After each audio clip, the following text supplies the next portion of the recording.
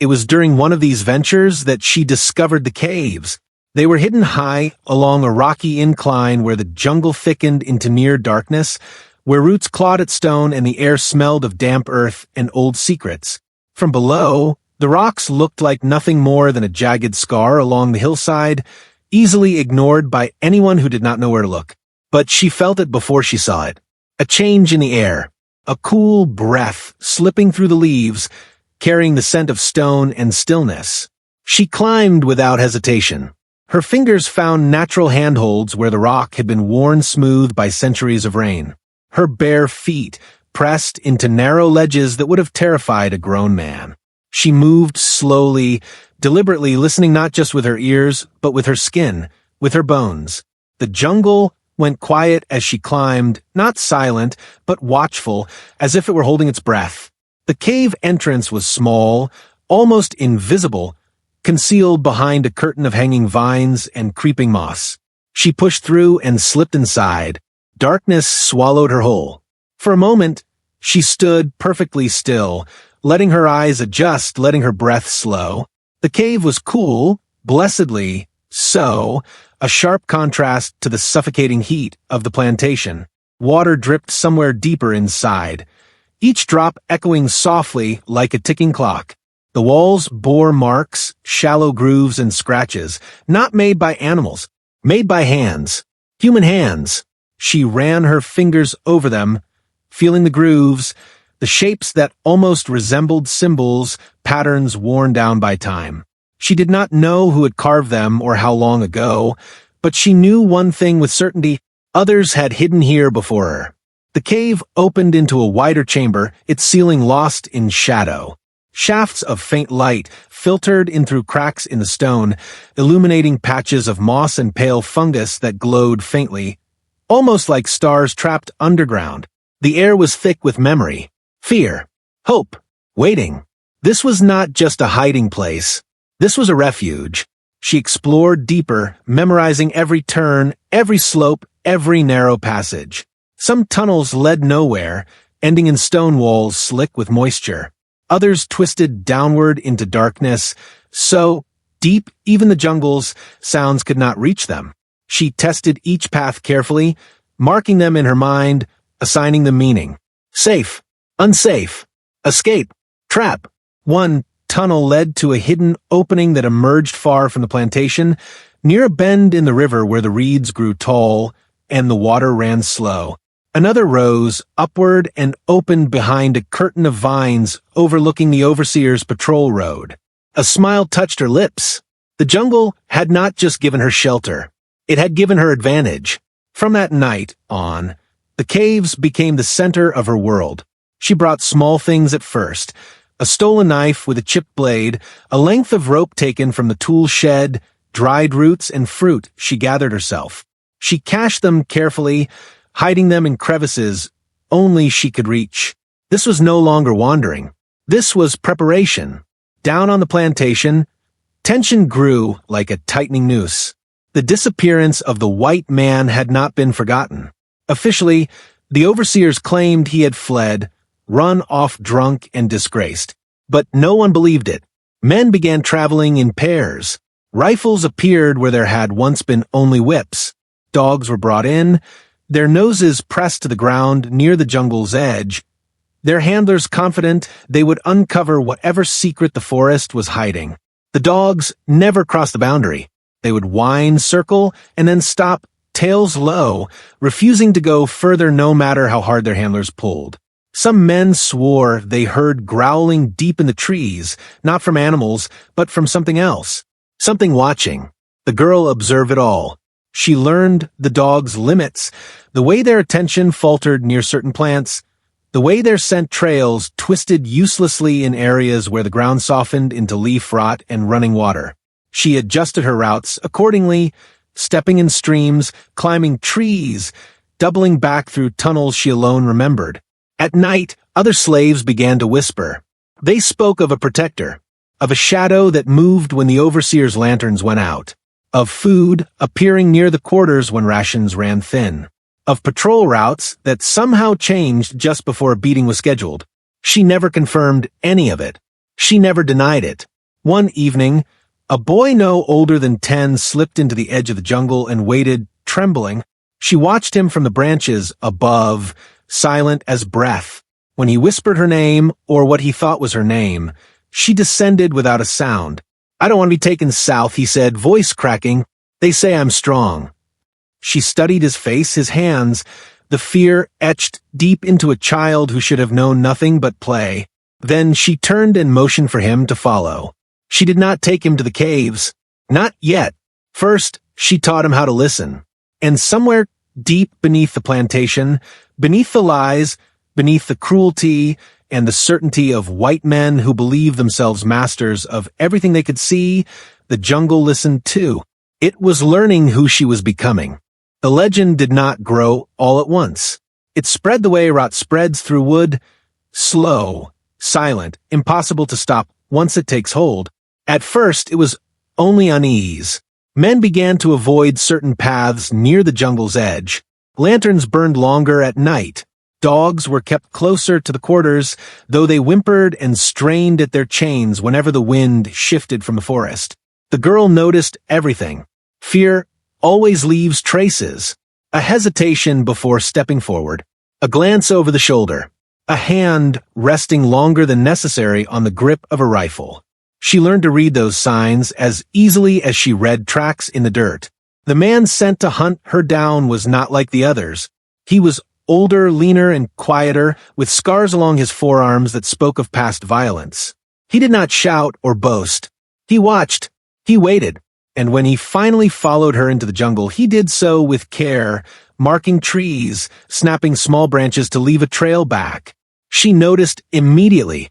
She altered her pace, letting her footsteps grow just loud enough to be followed.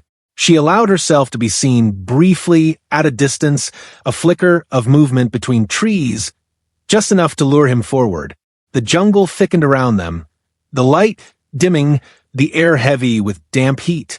Insects swarmed. The sounds multiplied. She circled him without his knowledge. Every mark he left, she erased. Every broken branch, she adjusted. Every path he thought he remembered, she subtly shifted. When he stopped to listen, she waited. When he moved again, she moved with him, always just out of reach, always above or behind. Hours passed. His breathing grew heavier. His confidence thinned. He began to whisper to himself, cursing the trees, the heat, the girl who seemed to vanish the moment he thought he was close. Then she made her move, not toward him, but the jungle itself. A sudden rustle to the left, a sharp crack of branches behind him, the echoing call of an animal he could not identify. He spun, rifle raised, heart pounding, and, in that moment of distraction, he stepped into one of her traps. The ground gave way beneath him. Not deep enough to kill, but deep enough to injure. He fell hard, the breath knocked from his lungs, his ankle twisted at an unnatural angle. He screamed once, then clamped a hand over his mouth, realizing too late how far he was from help. She revealed herself then. Not close. Never close. She stood at the edge of the clearing, half hidden by shadow, her outline barely distinguishable from the trees behind her. She did not speak. She did not threaten. She simply watched as panic bloomed fully in his eyes. He begged, promised silence, promised mercy, promised he would tell no one. She listened, and then she turned away. The jungle finished what she had started.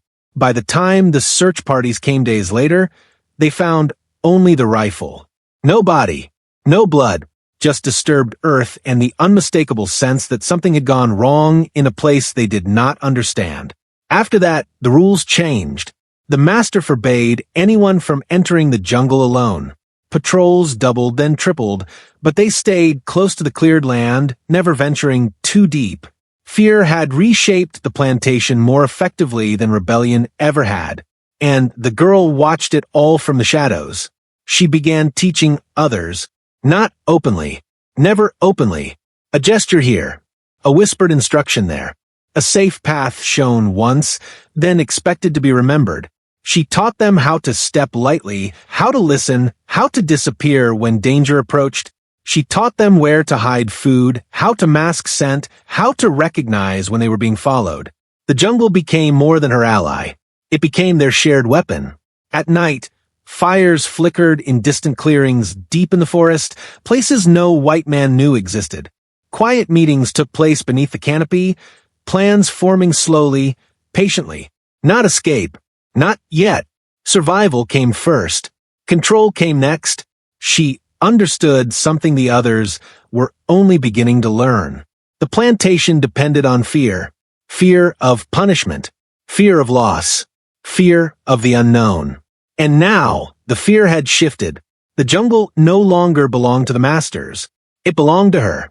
As months passed, the girl grew into something else entirely. Still young in years, but ancient in awareness. She moved with absolute certainty, every step measured, every action intentional. The forest responded to her presence as if recognizing one of its own. And when new men arrived, arrogant and dismissive, laughing at the stories they had heard, she watched them from the trees with calm patience. She did not rush. The jungle had taught her better. Some lessons she knew were best learned slowly and never survived, but each turn betrayed him. The path he thought he knew began to shift in subtle ways. A tree he was certain he had passed before appeared again, its bark marked with the same jagged scar. The ground sloped where it had been flat moments earlier.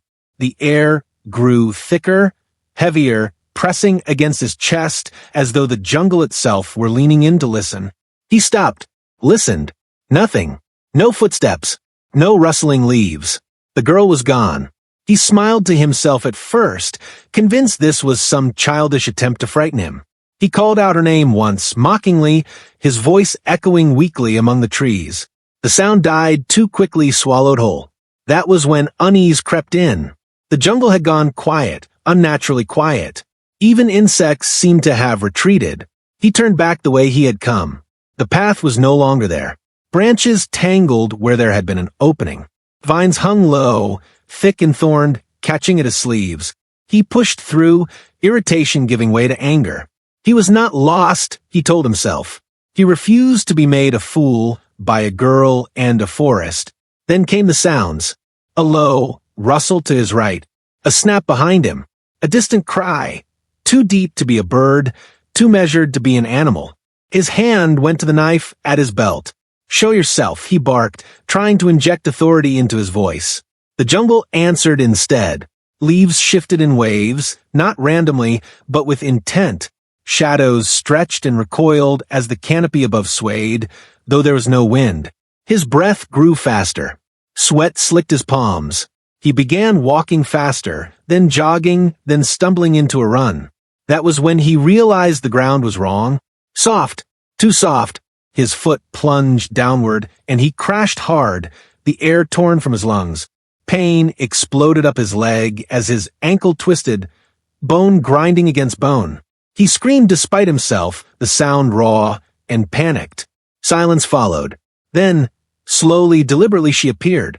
Not directly in front of him. Above. She crouched on a low branch, balanced effortlessly, her dark eyes fixed on him with an expression that was neither cruel nor kind.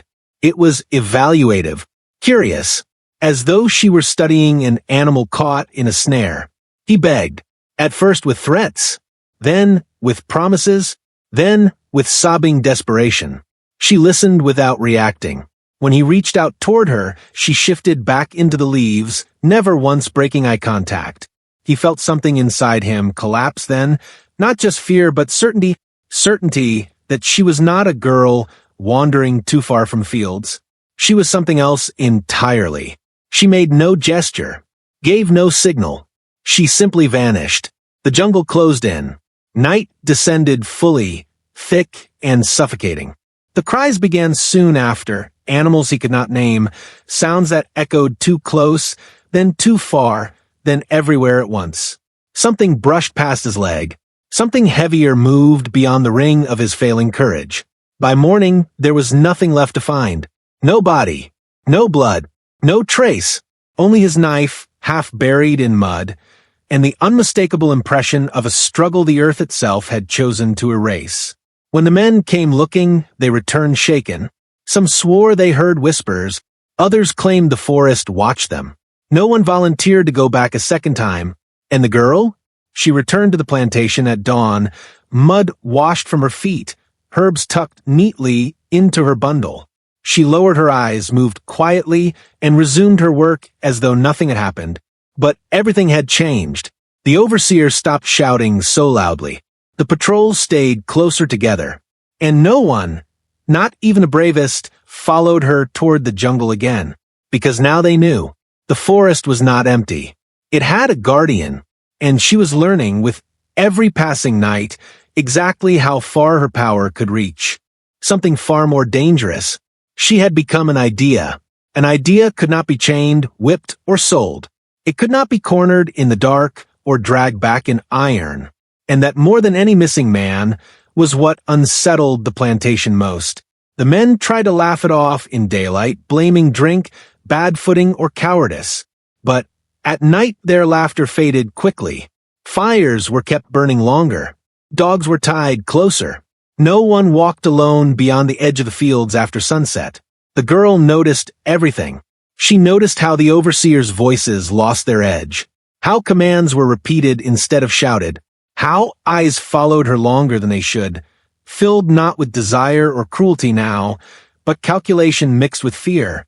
She lowered her gaze as she always had, moved slowly, deliberately, playing the role expected of her. Obedience was her disguise. Silence was her armor. But in the jungle, she was awake. She refined her methods. No longer relying on chance alone, she mapped the forest in her mind with obsessive precision. Which trails flooded after rain? Which roots cracked under careless boots? Where sound carried and where it died completely?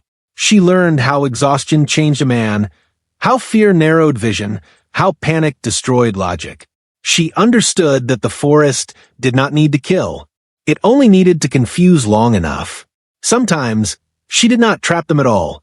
Sometimes she merely followed. She let men feel watched without ever seeing her. Let them hear their own footsteps echo back at them, distorted and wrong. She learned how to guide them toward steep ground, toward swamps that sucked at their boots, toward thorned undergrowth that tore skin and pride alike. Many returned, shaken, silent, changed. They never spoke of what they saw, and that silence fed the legend more than death ever could. Among the slaves, the story spread differently. It was not told as horror, but as warning and hope. Mothers whispered it to children at night. Elders nodded quietly when her name was mentioned. She was not spoken of as a ghost or spirit, but as proof that the land remembered, that it listened, that it could belong to them too. She never asked for loyalty, yet she gained it. Food began to appear where she passed. Small offerings left near the tree line. Herbs she had not gathered herself.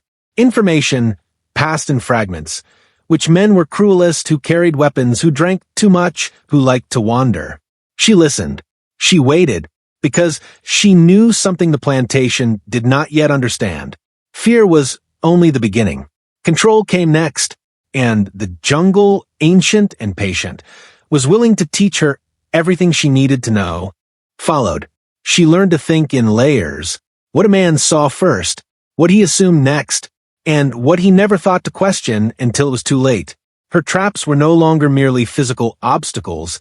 They were psychological corridors, guiding the mind as much as the body. A snapped branch suggested pursuit. A disturbed patch of earth hinted at a hidden path. A faint scent of crushed leaves implied recent passage. Each clue was intentional, each lie carefully planted. Those who entered deeper territory rarely realized they were being led. The jungle there was older, heavier. Trees grew closer together, their roots rising like knotted bones from the earth. Water pooled unexpectedly, reflecting fragments of the canopy in broken mirrors. Sounds behaved strangely, traveling farther than expected or dying abruptly. Even seasoned hunters felt uneasy there, though few would admit it aloud. She thrived in this environment. It spoke to her in ways it never did to them. She began sleeping farther from the plantation, choosing elevated ground where air flowed freely and insects were fewer. She fashioned resting places high in the trees, woven platforms concealed by leaves and shadow.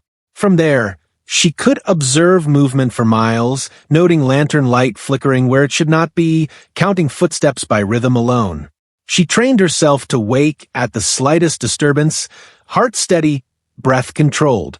One night, she witnessed a search party venture too far. They were cautious at first, for men, rifles slung low, dogs straining against their leashes. She watched as they argued quietly, unsure which direction to take. She did nothing. The jungle began the work for her. A dog whined and refused to move forward. Another growled at nothing visible. The men tightened their grips, sweat darkening their collars despite the cool night air. She waited. When they finally turned back, relief plain on their faces, she allowed herself a single slow breath. Power, she had learned, did not require spectacle. It required restraint. Days passed, then weeks. Her independence hardened into routine. She divided her time between gathering, observing, and refining. She learned which vines could be stripped into cords strong enough to hold weight, which stones retained heat overnight, which insects could be driven away with crushed leaves. Survival became instinct, instinct became mastery, and with mastery came choice. She could leave. The thought surfaced quietly one morning as she watched smoke rise from the plantation chimneys. The jungle did not bind her. It protected her, yes, but it did not cage her. Paths stretched outward, leading beyond known land, beyond the reach of her pursuer's fear. She did not rush the decision. The jungle had taught her better than that. Instead, she prepared. She stockpiled food, marked distant water sources, tested routes that led toward rivers and higher ground. She listened more closely to whispered conversations when she returned at night, piecing together fragments of the world beyond. Roads, towns, borders, danger, yes, but also possibility. By now, the men no longer spoke her name. They referred to her indirectly. That place, the forest, you know why. Fear had matured into avoidance. And avoidance, she understood, was victory.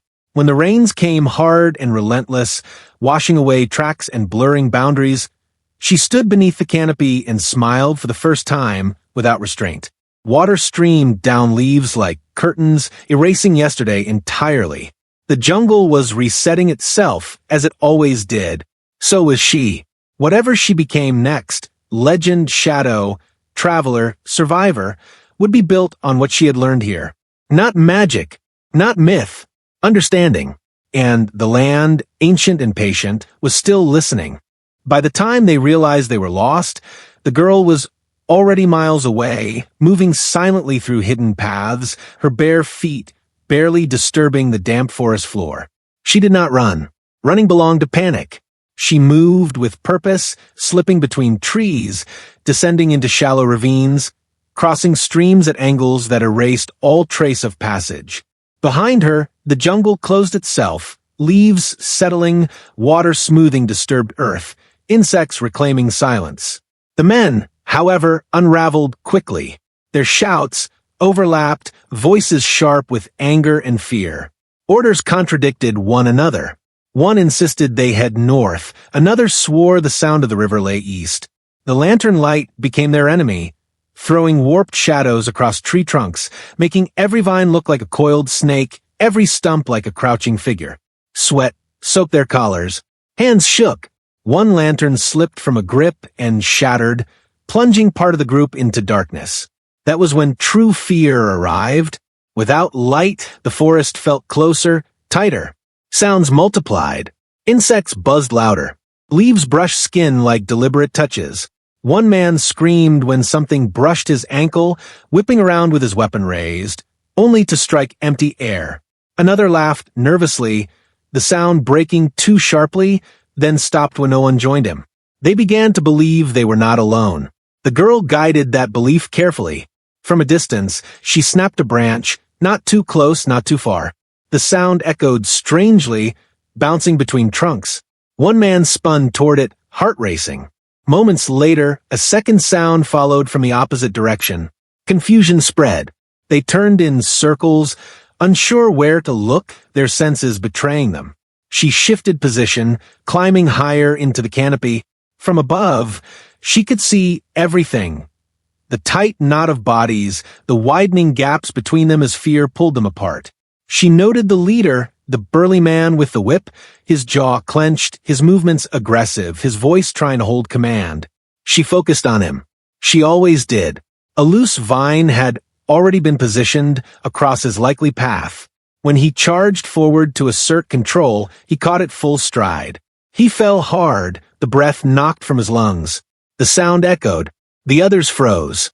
For a moment no one moved. Then panic fractured them completely. Two men ran blindly, lanterns swinging wildly, crashing through brush, shouting each other's names. One dropped his weapon.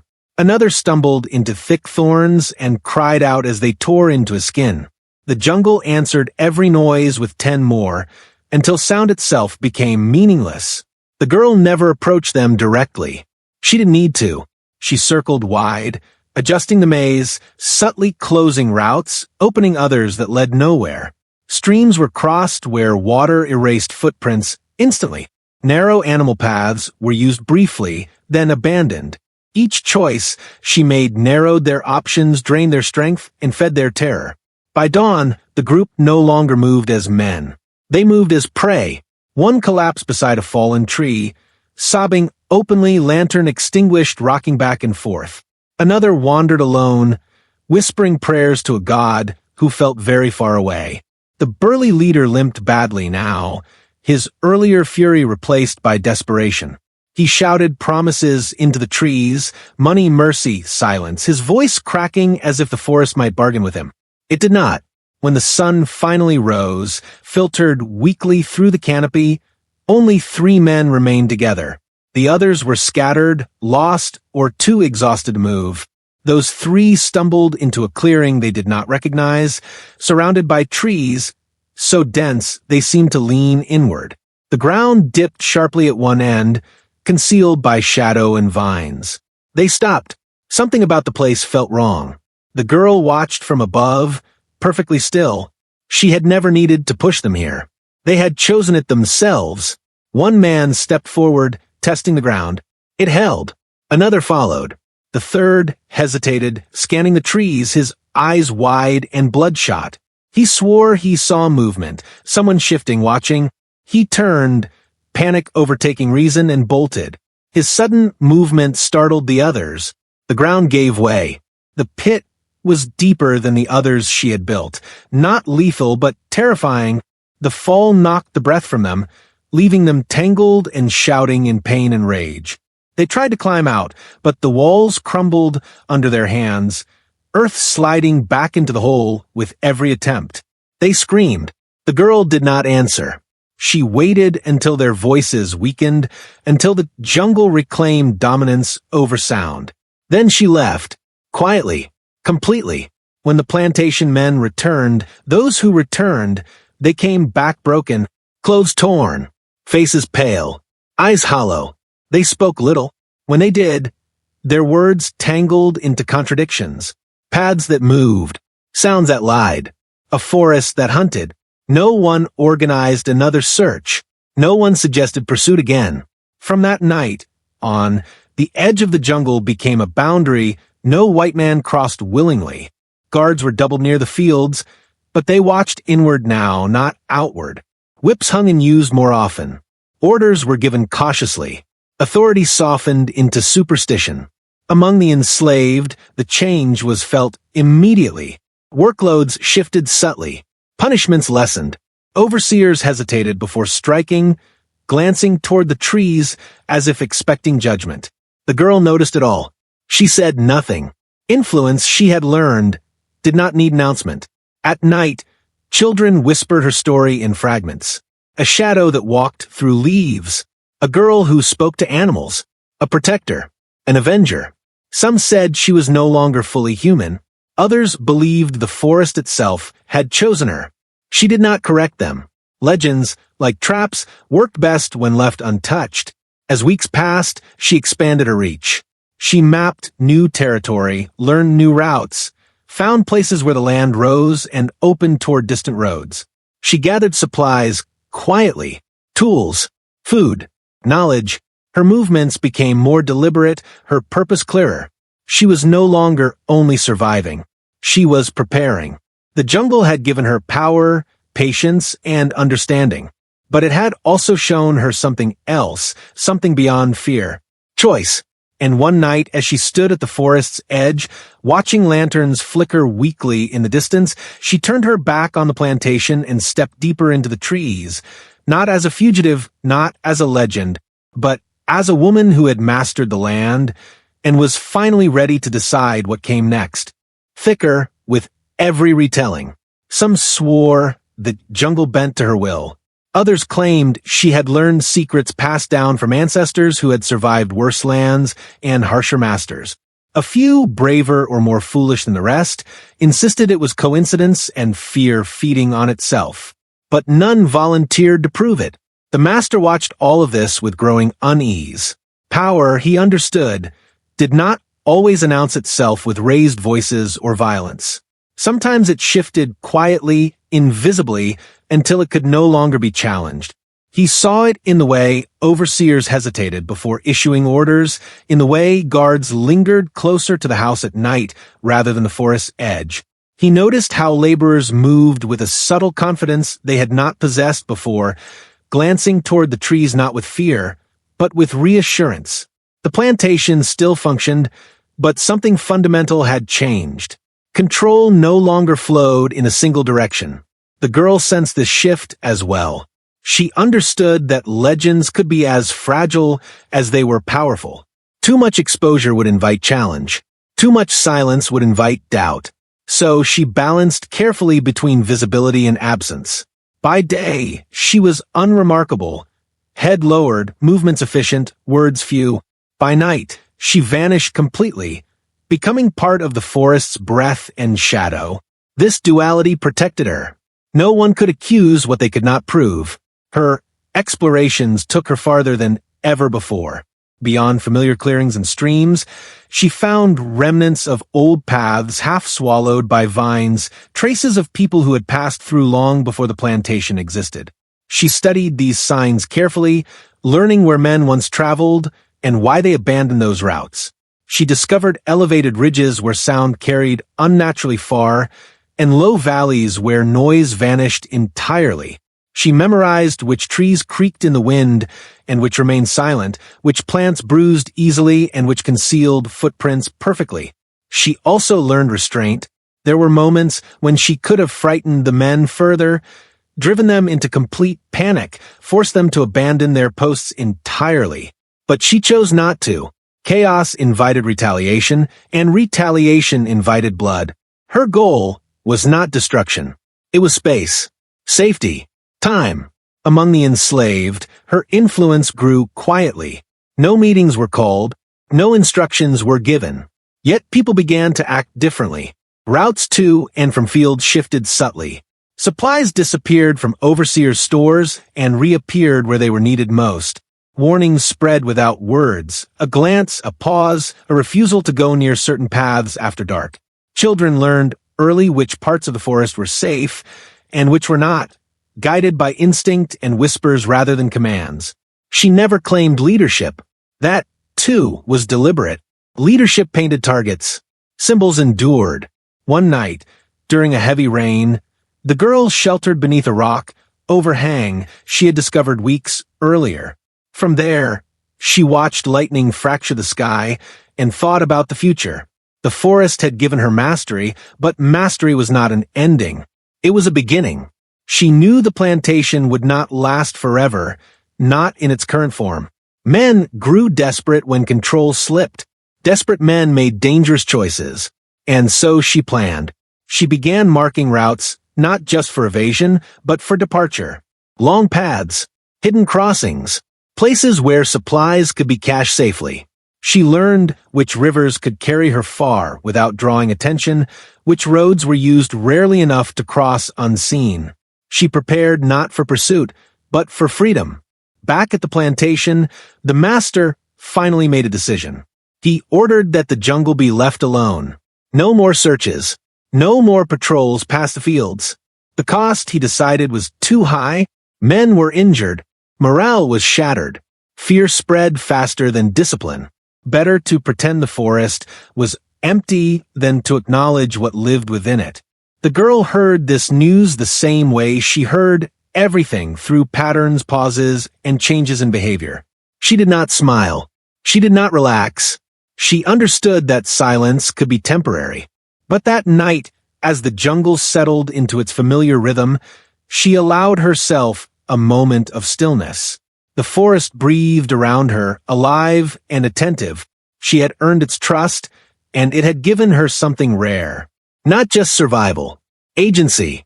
And as the legend continued to grow beyond her control, carried by fear and imagination, she remained exactly what she needed to be, unseen, prepared, and patient, waiting for the moment when the jungle would no longer be her refuge, but her path forward. Panic before it fully surfaced. The men's breathing changed, quickened and uneven, betraying their growing realization that they were no longer hunters but intruders. Each lantern they carried became a liability, casting their positions into sharp relief while leaving the surrounding darkness untouched. She watched how their confidence eroded step by step, how discipline dissolved into instinct, and how instinct failed them in a place they did not understand. She let them move deeper. The jungle responded, as it always did when she allowed it to speak. Insects rose in sudden swarms, their wings humming like distant drums. Birds scattered abruptly from a canopy, creating the illusion of something massive shifting just beyond sight. The ground softened beneath the men's boots, sucking at their steps, forcing them to slow, to struggle, to curse under their breath. Every obstacle compounded their unease. Every moment spent inside the forest stretched their nerves thinner. One of the men attempted to impose order, whispering sharp commands, urging the others to stay close, to mark their path. But the forest swallowed their markings almost instantly. Broken branches disappeared into shadow. Footprints vanished beneath drifting leaves and damp soil. Even their own voices seemed to betray them, echoing back distorted, arriving from directions that made no sense. The jungle fractured their sense of space and time, turning minutes into hours, certainty into doubt. The girl never rushed. She understood that true control required restraint. She allowed the men to exhaust themselves, to second-guess every decision, to fear every sound. When one of them fired his pistol into the darkness, the noise exploded through the trees, scattering wildlife and amplifying the chaos. The forest answered with silence, afterward thick and oppressive, as if holding its breath. In that silence, the men felt smaller than they ever had before. She shifted positions effortlessly, moving along branches, roots, and hidden ledges with practiced ease. Her body flowed with the terrain, bending where others stumbled, pausing where others panicked. She adjusted her pace to the forest's rhythm, neither ahead nor behind, always exactly where she needed to be. From above, she observed how the group fractured, how fear isolated them from one another. One man broke away, convinced he could find his own way out. She let him go. His lantern bobbed erratically as he pushed through dense undergrowth, breathing hard, muttering prayers and curses in equal measure. She followed silently, not to confront him, but to guide his fear. A snapped twig here, a sudden rustle there, the distant call of a predator timed precisely to his pauses. His pace quickened, then faltered. Sweat soaked his clothes. By the time he realized he was running in circles, the lantern's flame was already dying. Elsewhere, the remaining men fared no better. One became trapped waist-deep in a muddy hollow, his shouts growing frantic as the ground resisted his attempts to escape. Another slipped on slick roots and injured his leg, slowing the group further. Panic became contagious. Accusations flew. Blame replaced coordination. The jungle did not need to act aggressively. It simply allowed their mistakes to compound. From the shadows, the girl watched with calm detachment. There was no anger in her, no cruelty, only clarity. This was the consequence of arrogance. This was the cost of entering a land without listening. As dawn approached, pale light filtered weakly through the canopy. The forest shifted again, revealing just enough to show the men how far they had wandered from anything familiar. Some collapsed where they stood, too exhausted to continue. Others pressed on blindly, driven by desperation rather than direction. When they finally emerged, those who did at the forest's edge, they were broken in spirit, if not in body. Their weapons were useless, their stories incoherent. They're certainly gone.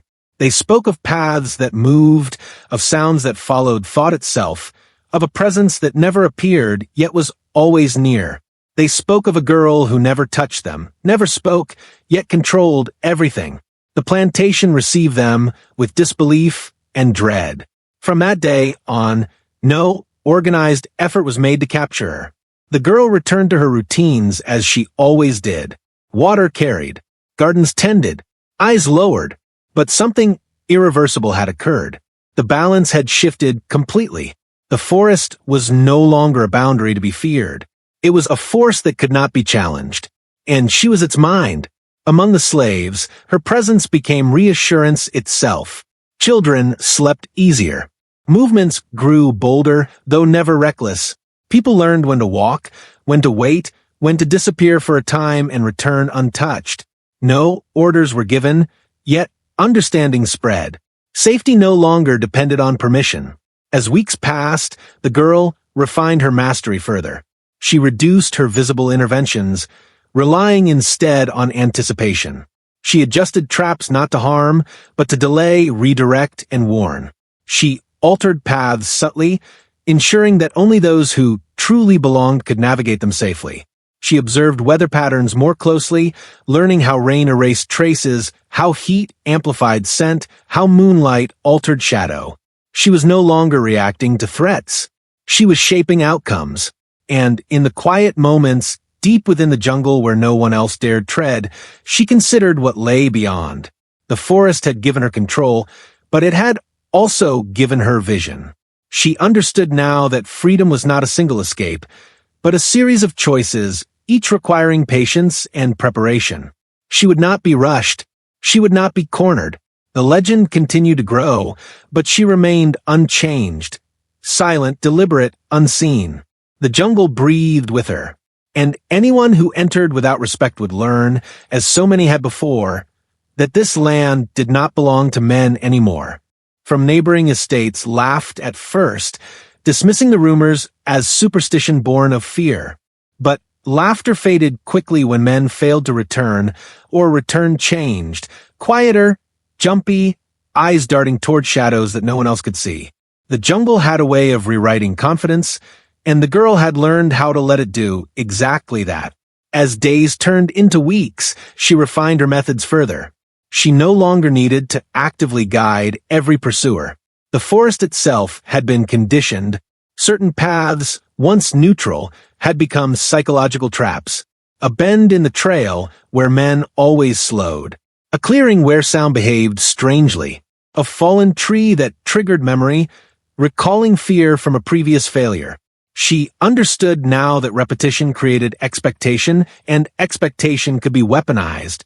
She began to leave behind deliberate ambiguities, a footprint that vanished after 2 steps, a broken branch placed too high to be accidental, a faint scent of smoke that suggested proximity, safety, or pursuit, depending on who followed it.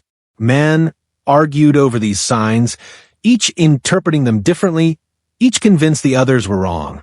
Discord bloomed effortlessly. At night, she listened. She listened to the way men breathed when they thought they were alone, to the prayers whispered in panic, to the curses hurled at the darkness.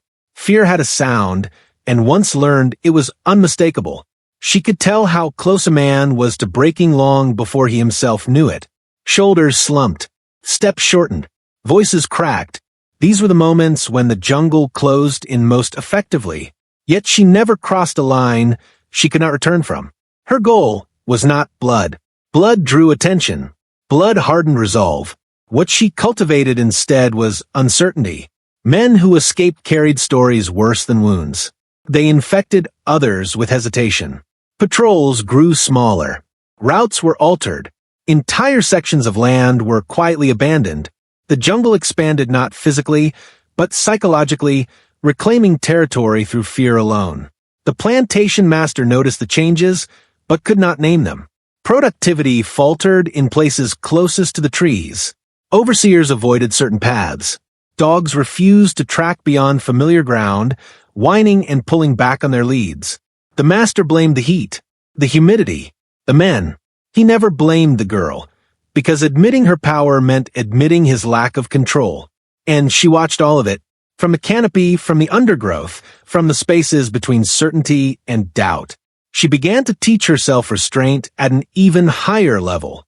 When a man entered the forest alone, she sometimes did nothing at all. She let his imagination supply the terror. She let the memory of others' failures echo louder than any sound she could make. Many turned back on their own, convinced they had seen movement, heard breathing, felt eyes on them.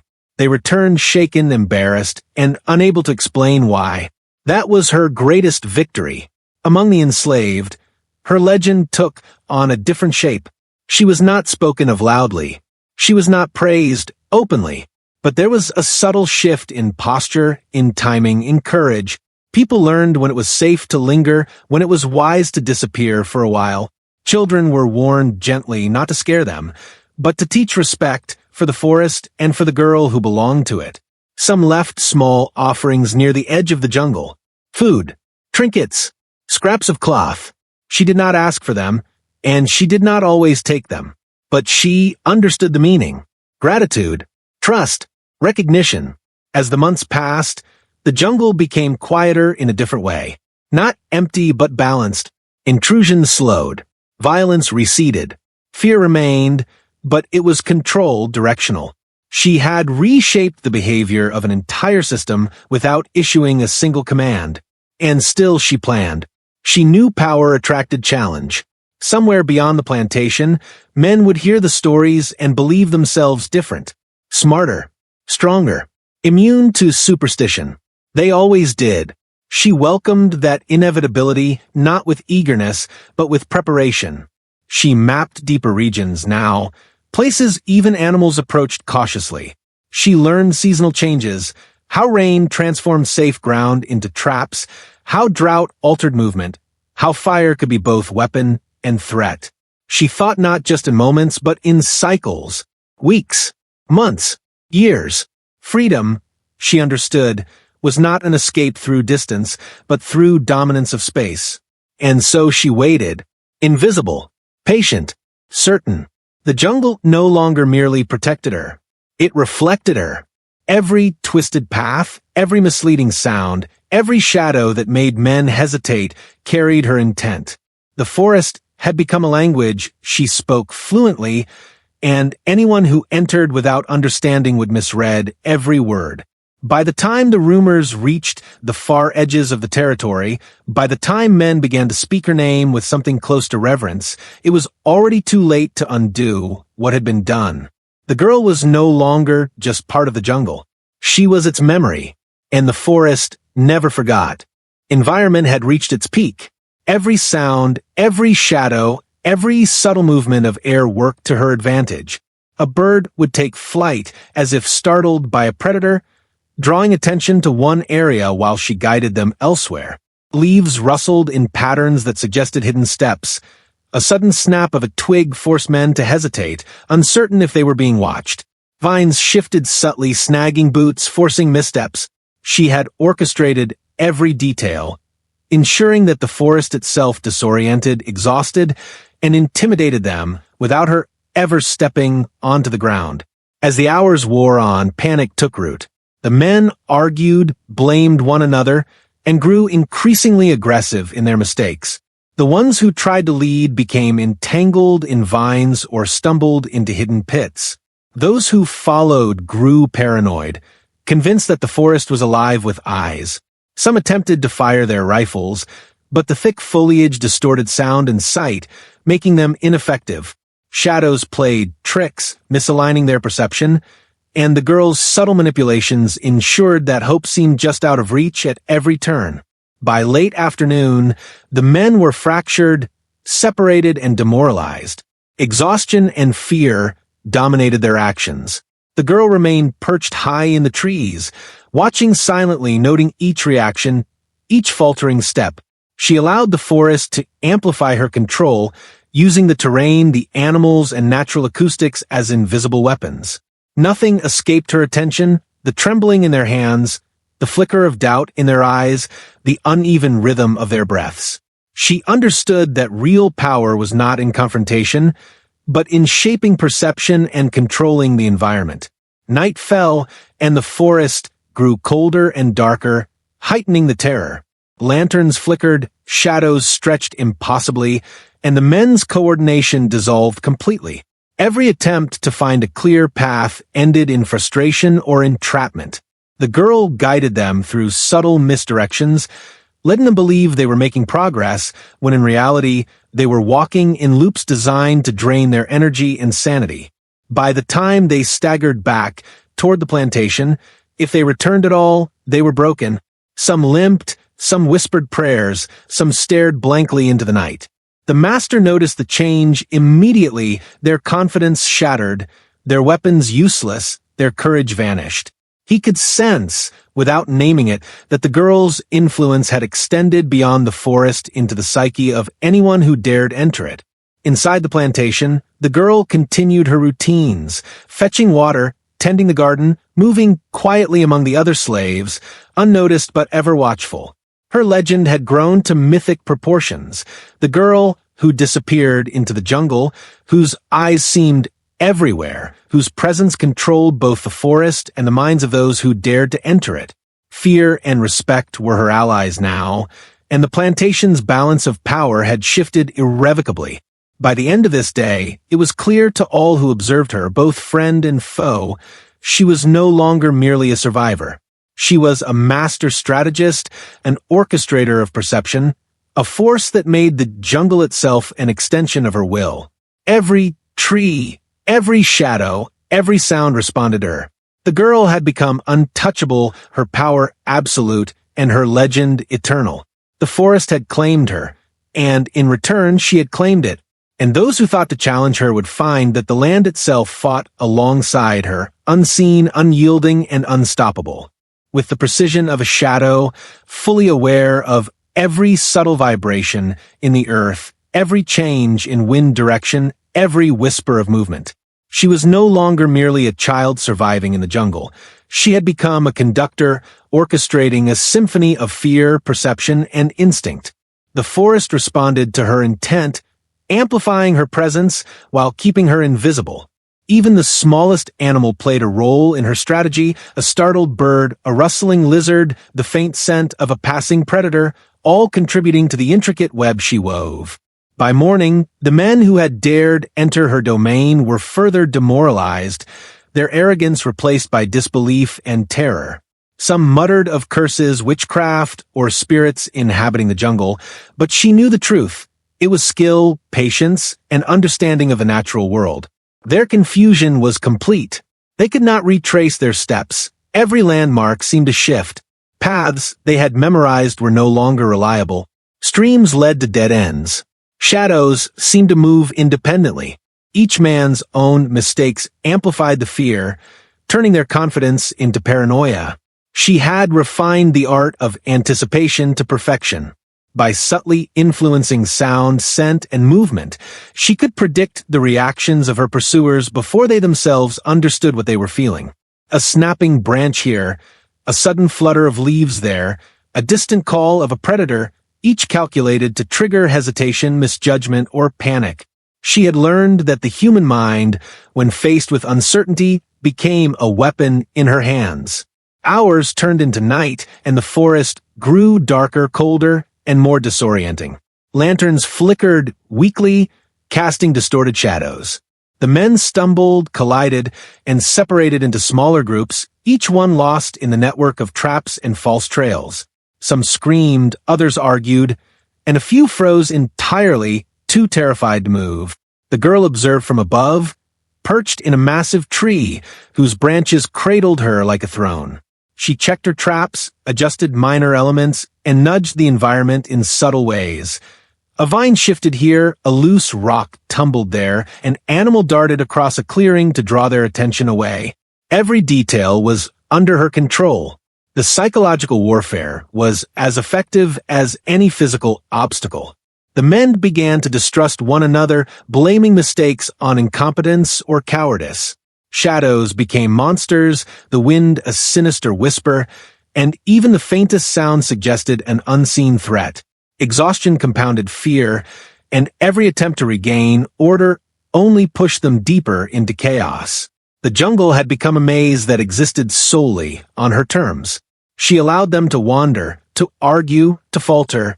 She never touched them, never revealed her presence, yet her control was absolute. She understood that patience could achieve what confrontation could not. By keeping herself unseen, she became more powerful than any weapon. Her enemies became trapped in the forest, in their own minds, in the environment itself, a living lesson in the consequences of underestimating her. By midnight, the group was fragmented, physically exhausted, mentally broken. Some attempted to flee, but their paths led them into more traps or endless loops. Others stood frozen, unable to reconcile what they were experiencing. The girl moved silently, adjusting minor elements to maximize confusion and prevent anyone from finding a straightforward exit. Every animal, every rustle of leaves, every pattern of shadow worked for her, subtly guiding them toward despair without revealing the architect of their fear. When the survivors finally staggered back to the edge of the plantation, they were silent, drained, and cowed. Their weapons were useless, their confidence shattered, their stories incomplete. The master, witnessing their return, sensed a profound shift in control, but could not name it. Fear had become a tangible force, a new authority the girl wielded effortlessly. Inside the plantation, her influence was just as potent. The slaves recognized her as protector and strategist, while the white men avoided the jungle entirely. Her legend, already whispered in fear, grew into myth. And yet, she did not celebrate. She continued her routines quietly, fetching water, tending to the garden, observing every movement, every interaction.